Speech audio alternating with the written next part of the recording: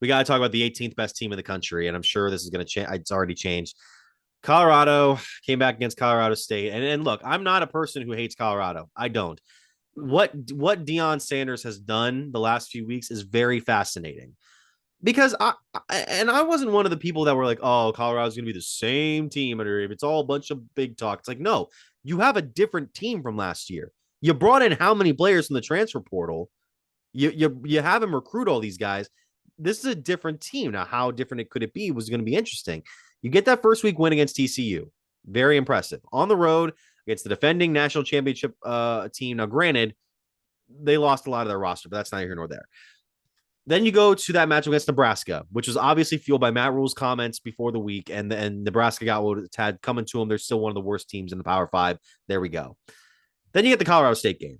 This is where I started to turn a little bit because the whole thing with what was the head coach of Colorado State, Norvell. Joey Norvell, his comments about the hat and glasses thing. I get it. Deion is known for being a little flashy.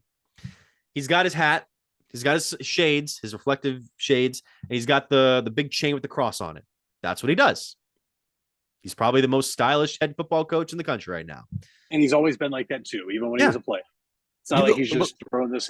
Go back and watch his draft day, like bling he's got on, right, with the jury curl and everything. The man was drenched with style back in 1989. He still got it. He was swag before swag was a common thing thrown around. I was going to say before it was common, yeah. But the whole thing with the glasses thing kind of annoyed me, not because with the coach making the comments, because like, yeah, you could kind of look at that and be like, okay, we're going to use this as fuel as our game this week. We got, like, especially with Deion's team, we're going to use this. This is our thing all week. It was how that quote, I think, was used against Norvell that kind of annoyed me, because then you saw Deion passing the shades and stuff out to people on the pre-game shows, and how his company like started raking in the big bucks because he started buying those shades, and how like a lot of the media members who covered Deion over the years, who worked with Deion over the years, who are friends with Deion over the years, they kind of got into that as well. And you know, you could say they're just doing their job, they're trying to cover all the press that's going into this game, but you kind of tell it's like, yeah, like you really want Deion to be like the main guy right now. And that's understandable. That's fine. Deion's doing something different from a lot of college football coaches, and it's exciting. You got famous people showing up to Boulder, Colorado now. All these names. You got Offset, Lil Wayne, The Rock. It's crazy right now in Boulder. But for 3.5 quarters, Rams kind of had your ass. It was kind of fun. I mean, not fun to like watch Colorado get beat, but it was interesting to see Colorado State kind of take it to them a little bit. A team that was a 3-touchdown underdog going into the game was kind of dominating for most of that contest. Granted, some people kind of started to take away from them because they started giving some cheap hits. You obviously saw the hit to Travis Hunter, which I cannot believe that guy was not ejected from the game for. Granted, he did not deserve the death threats he's reportedly been getting since that's happened. I agree. But Colorado did what they had to do. Like I tweeted when they punted that ball down to the 3-yard line with like 2:06 left. I'm like, if you get this ball down 97 yards in 2:06, you deserve to win. Lo and behold, Shakur Sanders does what he had to do, get that ball into the end zone. And then we go into that double overtime contest where when I saw, what was it? When Colorado State tied the game, or no, got the touchdown in the first overtime. I think I kind of knew once they went for the PAT, it was probably over. If they had just gone for it, and even if they had failed, I'd have been like, you know what? Kind of a respect. And if they got it, it would have been crazy.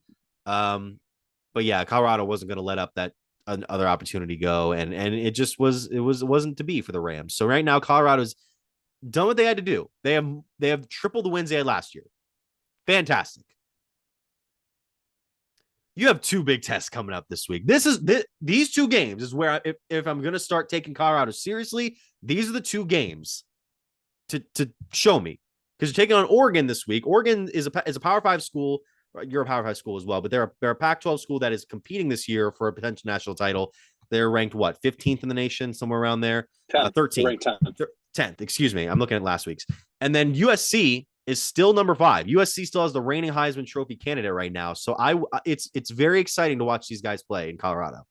I need to know if they're going to be taken seriously after these 2 games. Then I can be like, okay, I'm on board. Let's do this. And it's not just everybody just, hopping on the Colorado bandwagon right now because that's where it is for me right now. But these are two big tests, and if anybody's willing to step up with the pen and paper, it's Deion. I am on the Colorado bandwagon. That's fair. Let it be known. I completely agree with you, though. This is where you see if they're legit. Now, I think the Travis Hunter injury does play a factor in this because he is such a dynamic playmaker, not on one side of the ball, but on both sides of the ball. It sucks that he's not going to play against these teams. It's bad for college football.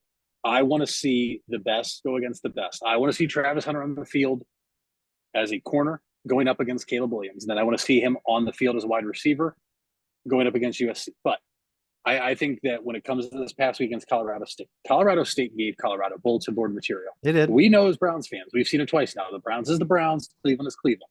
It has backfired in your face.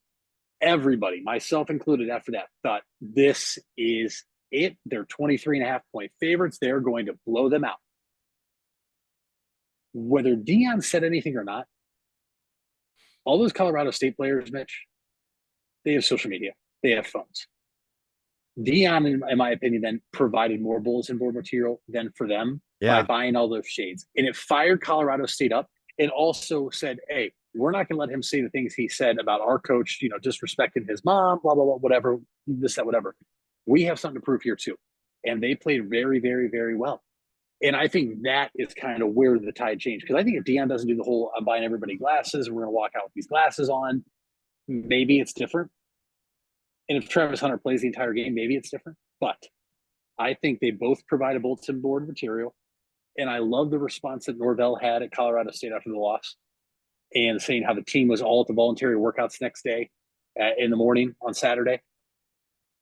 That was a great college football game. Now, I'm very upset with myself, but at the same time, I had a wedding. So I, just torn up the dance floor for 3.5, 4 hours. So I was very tired. So I fell asleep at the end of regulation, didn't see overtime.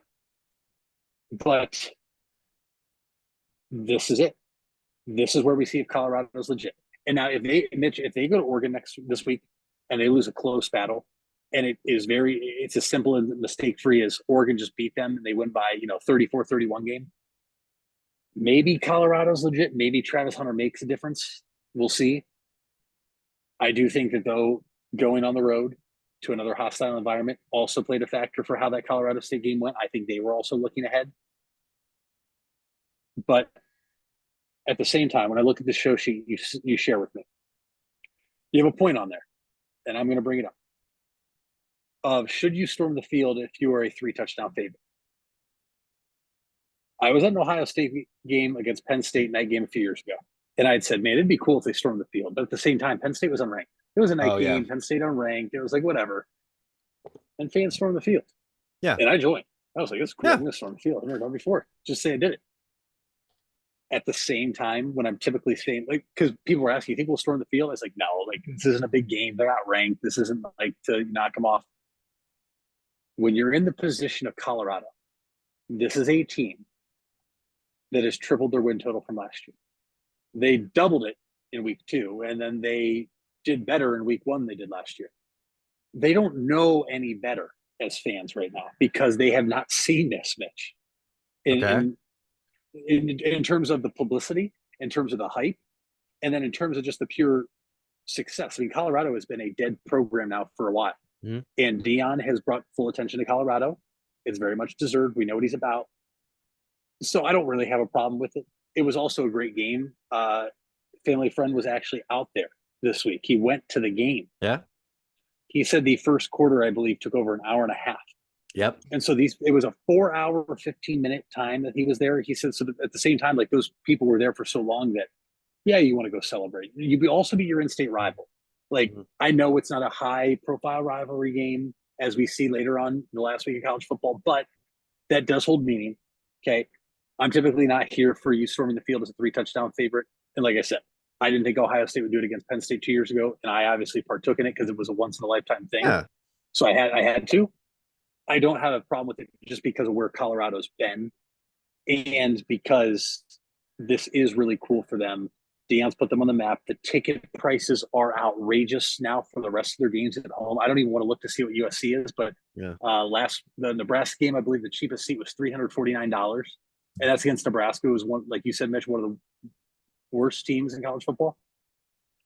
The last thing I'll say about Colorado, Shedeur Sanders, Mitch, he might be a guy. He's shown up. Yeah. He has been spectacular. And that was also, he put up those numbers this week after losing his top wide receiver.